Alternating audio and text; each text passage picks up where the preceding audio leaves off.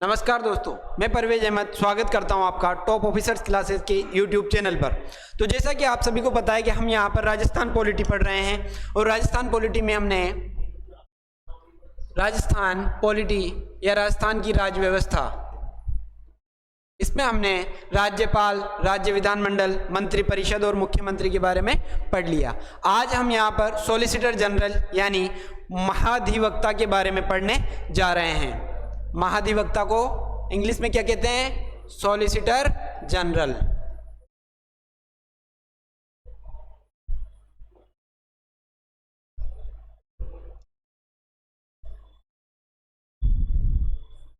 Solicitor general ये क्या होता है?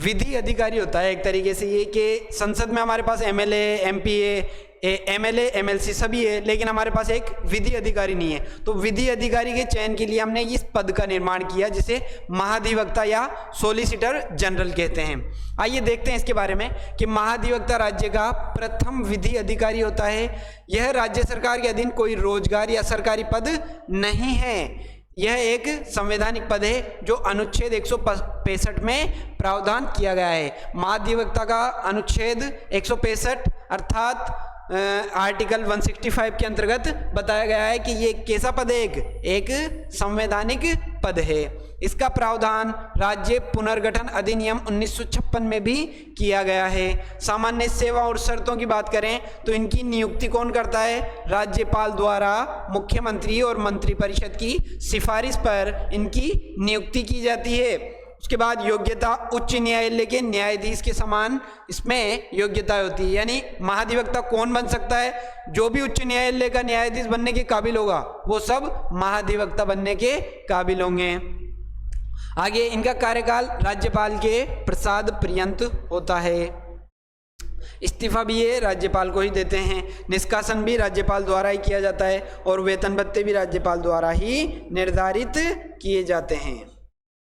बात समझ में आई? यहाँ तक ये 4-5 पॉइंट है जो सब में ही अपन को देखने को मिलते हैं कि नियुक्ति कौन करता है, योग्यता क्या क्या होती है, कार्यकाल कितना होता है उनका, इस्तीफा किसको देगा, निष्कासन कौन करेगा और उसके वेतन भत्ते किसके द्वारा तय किए जाएंगे।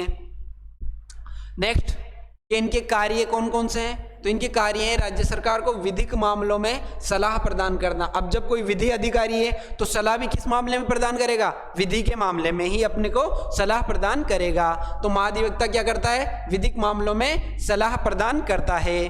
राज्य सरकार के विभिन्न न्यायालयों में प्रतिनिधित्व करना। अब राज्य सरकार के ऊपर किसी ने रिट लगा दी तो उसके ऊपर अगर कोई विधि से रिलेटेड कोई कानून बताएगा, नियम बताएगा तो कौन बताएगा?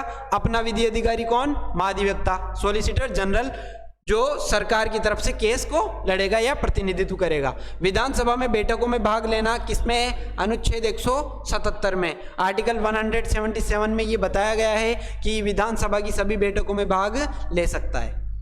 महाधिवक्ता विधानसभा समिति के सदस्य नियुक्त हो सकता है और इस महाधिवक्ता को विधानसभा के सदस्य के समान विशेषाधिकार प्राप्त होते हैं। जो विधानसभा का एक सदस्य होता है यानी एमएलए, एमएलसी, उसके बराबर इसके पास विशेषाधिकार होते हैं। ये बात किसमें लिखी गई है? आर्टिकल 194 में।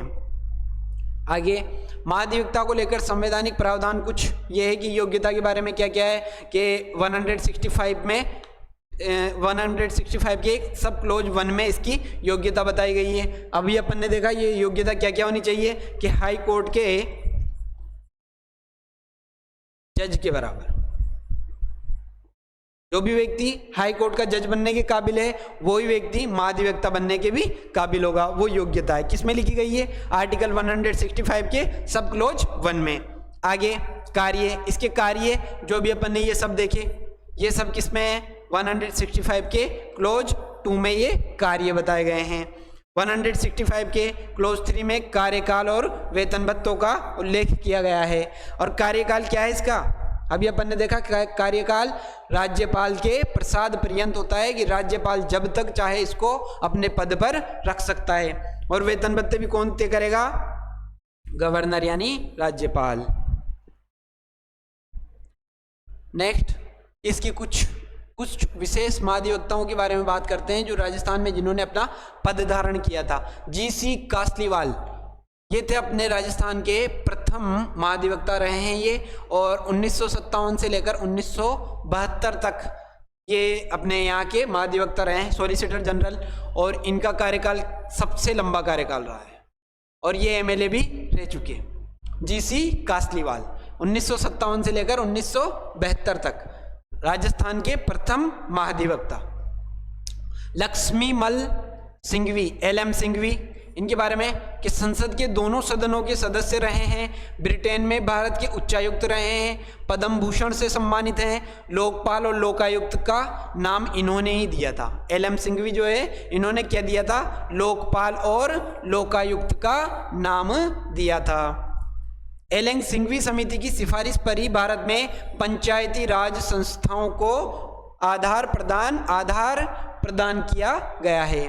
पंचायती राज संस्थाएं जो राजस्थान में निर्मित है, उनकी जो रूपरेखा तैयार की थी वो किनकी सिफारिश पर की गई थी, ये हमारे महाधिवक्ता रहे हैं जो LM सिंघवी, इनकी सिफारिश पर हमने पंचायती राज शासन का आगे उल्लेख किया है। आगे हम इसके बारे में डिटेल से पढ़ेंगे कि पंचायती राज संस्थाएं क्या क्या है, कहाँ पर उनका उल्लेख है, और संविधान में उनका कहाँ से लेकर कहाँ तक उल्लेख किया गया है। अभी हम इस टॉपिक को कंप्लीट करते हैं कि BP अग्रवाल एक महाधिवक्ता रहे अपने, जो 3 कार्यकाल तक महाधिवक्ता, राजस्थान के महाधिवक्ता रहे। अभी 3 कार्यकाल क्या है कि 3 कार्यकाल जैसे एक बार कंप्लीट हो गया, किसी राज्यपाल ने एक बार इनको चयनित कर लिया, फिर उसके बाद दूसरी बार किसी दूसरे राज्यपाल ने इनको चयनित कर लिया, फिर तीसरी बार किसी तीसरे राज्यपाल ने इनको चयनित कर लिया। इस प्रकार ये 3 कार्यकाल तक अपने राजस्थान के महाधिवक्ता के रूप में रह चुके। नेक्स्ट है SM मेहता, महाधिवक्ता के रूप में इन्होंने 2 साल का कार्यकाल कंप्लीट किया था, और नरपत मल लोढ़ा, इन्होंने महाधिवक्ता के रूप में 2 साल का कार्यकाल कंप्लीट किया था। अपने वर्तमान जो महाधिवक्ता हैं वो है MS सिंघवी। ये अपना एक संवैधानिक पद है और विधि अधिकारी का पद होता है। अपन ने यहाँ तक देख लिया। इसके आगे की जानकारी हम उच्च न्यायालय से संबंधित लेंगे, तो यहाँ पर करते हैं हम टॉपिक को समाप्त, और आगे नेक्स्ट वाला टॉपिक हम कल देखेंगे। ठीक है, धन्यवाद। जय हिंद, जय भारत।